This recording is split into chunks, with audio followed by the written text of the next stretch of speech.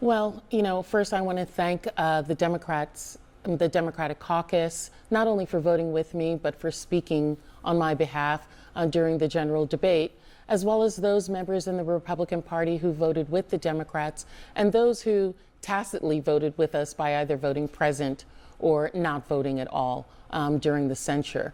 And I'm hopeful that we can now get back to the work that we do in Congress rather than the political theater that has been happening. The files have been released, which I have been in favor of all along. And let's let the victims get their justice and let us get to the work of Congress. We've been on over a 70-day paid time off. Democrats have been doing town halls, coming back to Congress. Republicans have been nowhere in sight. And the people of this country are in need of our support and of the work that needs to be done. All right, let's talk about this. That right there is Stacey Plaskett, and she is on the hot seat because she's in the Epstein files. And the reason she's in those files is because of a text message exchange she had with Jeffrey Epstein during the questioning of Michael Cohen. Now, this comes after Jeffrey Epstein was accused of these heinous crimes that he was later convicted of. Now, you hear she's already trying to twist things around and saying, I just want to get back to work because we're on a paid leave for the longest government shutdown in history, which, let me remind you, that was because of the Democrats. And the only reason we're talking about the Epstein files again is because the Democrats brought them up trying to get the heat off of them for causing the longest government shutdown in history. But just in Democrat fashion, it's blowing up in their face because Democrats are being named all throughout the Epstein files. So let's hear the nonsense she has to say. Roll it. We know that Epstein had property in the Virgin Islands, right? Yes. What was your relationship with Epstein? So Jeffrey Epstein was a constituent. He was a resident of the Virgin Islands, lived there, I guess, more than half of the year because he was registered there. I had received donations from him after the last investigation came out, which was after this texting. I gave any donations that I had previously received from him to women's organizations and did not have any contact with him. All right, I call BS on that. I'm going to have to see some receipts showing that you gave away the donations that Jeffrey Epstein gave you. I don't believe her at all, and I think she's lying through her teeth. But like many constituents, individuals get your phone number, they text you about issues, they speak with you. I have spoken with him about issues that are relevant, things that are going on in the Virgin Islands and elsewhere around the country. Right, but on that day that we're talking about, you initiated the text exchange at 7:55 in the morning. So why were you even texting with Epstein at the time? He was a known sex offender then. Sure. I explain to people I've been a prosecutor for many years. And there are a lot of people who have information that are not your friends, that you use to get information to get at the truth.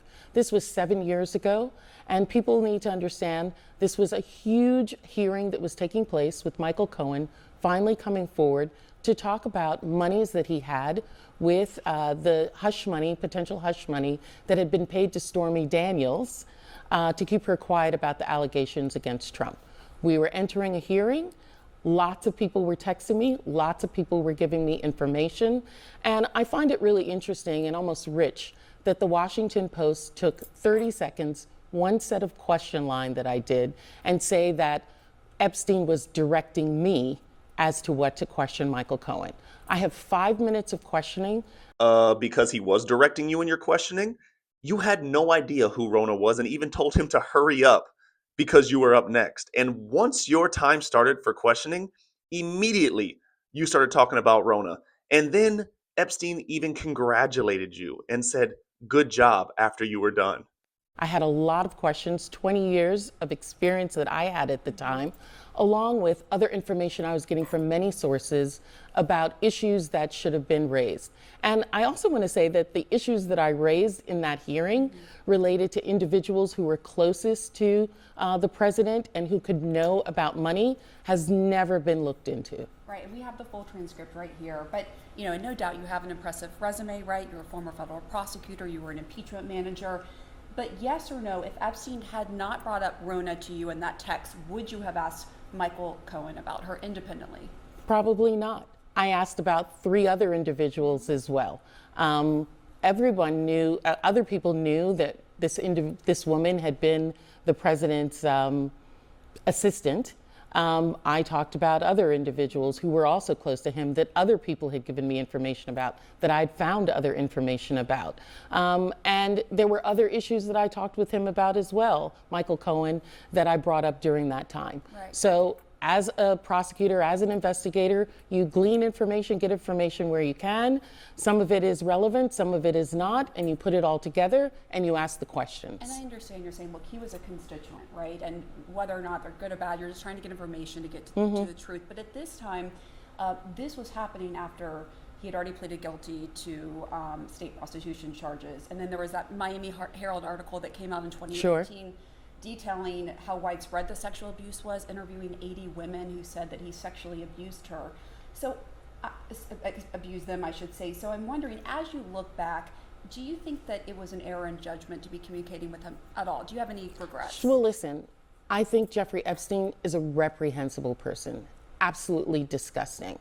I lived in a house during childhood with a mother who had been sexually abused by her dad. And I know the effect that that had on her, as well as us as her family. And so I understand what the victims are going through, and I want them to get their their justice, their peace out of this. I believe that Jeffrey Epstein had information, and I was going to get information to get at the truth. Having a friendship with him is not something that I would deem to have. And so I'm just looking forward. I'm moving forward. And I think that that's what we as American people should do, is move forward. If individuals are not involved in illegal activity, extending his criminal enterprise or his financial enterprise or all of those things, I think that we need to look at what people are doing moving forward. Wait, let me just better understand that. What is that point? Because at the time he was a known sex offender and it had been detailed all the sexual abuse. There are a lot of people who have done a lot of crimes, and as a prosecutor, you get information from people where you can. I've interviewed confidential informants. Yeah, she may interview people all the time, but the difference is that wasn't an interview. That was a friendly, casual text message exchange where Epstein even patted her on the back and said, "Good job," after she was done questioning Michael Cohen. And don't give me that BS on if somebody's in the Epstein files and they're not doing something illegal, we should just forget about it and move forward. Tell that to your party, because they have been going after Trump just because Epstein said Trump's name. There's no text messages or emails between the two. They fail to mention that Trump's the one that cut off all communication with Epstein and banned him from his hotel. So I don't want to hear that. It's just real convenient for you to say now. I've interviewed narcotics, drug traffickers, and others, and that doesn't mean that I'm their friend. That doesn't mean that they are friendly with me. It means that they have information that I need, and that I'm trying to get at the truth, and that's what I did. So no regrets, basically, is what you're saying. I'm moving forward. Well, of course she doesn't have any regrets, or else she would say that. I never thought that she would admit having regrets, but yeah, I don't know about you guys. I completely don't believe anything she's saying. I think she's lying through her teeth that whole interview. And she even tried to give the little sob story about, oh, she knows what the victims, how the victims feel and all that. No, you don't care about the victims. All you care about is clearing your name. But that's all I got for you guys today. Let me know what you think down in the comments section. Make sure you subscribe, like, and share this video, and I'll see you on the next one.